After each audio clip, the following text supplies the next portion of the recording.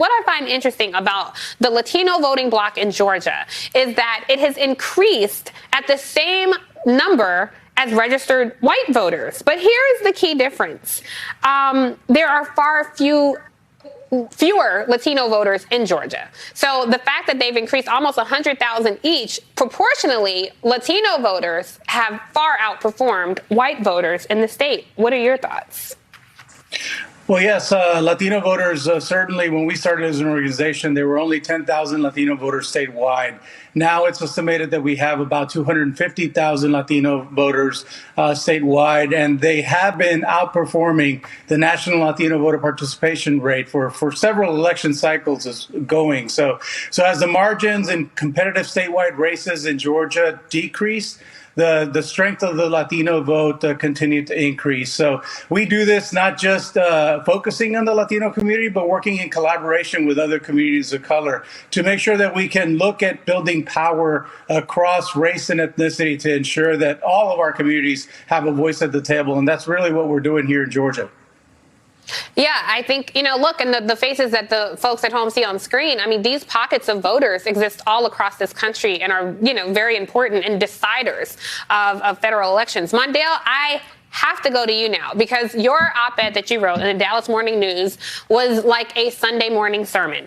I just want to read a really quick line of what you wrote. Usually progressives lose elections due to antiquated engagement strategies misguided by a consultant class that fails to understand how to move black communities to the polls, and the results stays the same. Liberals are left shopping candidates to white Republican-leaning voters who rarely vote for those candidates instead of doing the less expensive and effective work of turning out the party's natural base, black voters. My friend, when it comes to black men, there are very few people who center black men in conversation. Obviously, you know the work black women do. How it feels to us to watch people leapfrog over us and try to go after suburban women, the euphemism for white women, who left you a long time ago. So please school us about your perspective on centering black men, another key component to the Democratic voting base.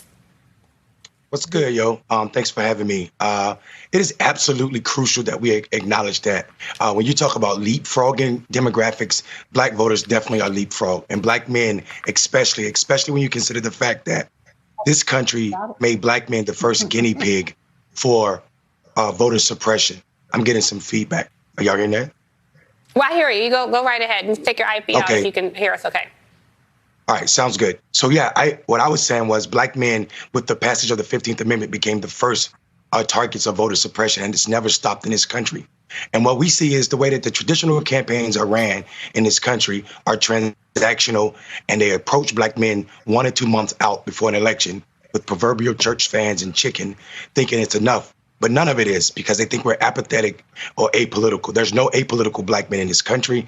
And if we're not approaching them as people who have a deep level of hate, antipathy for the way we play politics in this country, then we've already failed at our tactics or our efforts to reach them. So what we do over at Black Male Voters Project is we started a program that's based in the lessons learned from Maslow hierarchy of needs that tells us that if a people don't have their basic needs met, then they can't think about things that are self-actualization. And the way we present politics to black men in this country is self-actualization.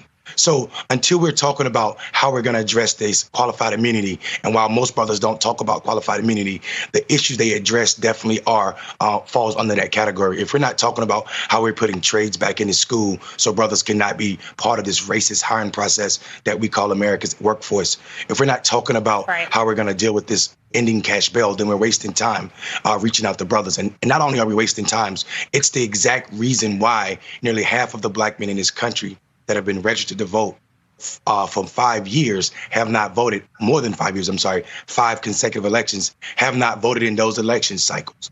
It is the work of us, black people, people of color, to turn out our communities. So let me say one more thing before you go. I know you have to go. Really quickly, because we got to wrap, Yeah, so what I want to say, though, is it is not candidates or parties that are responsible.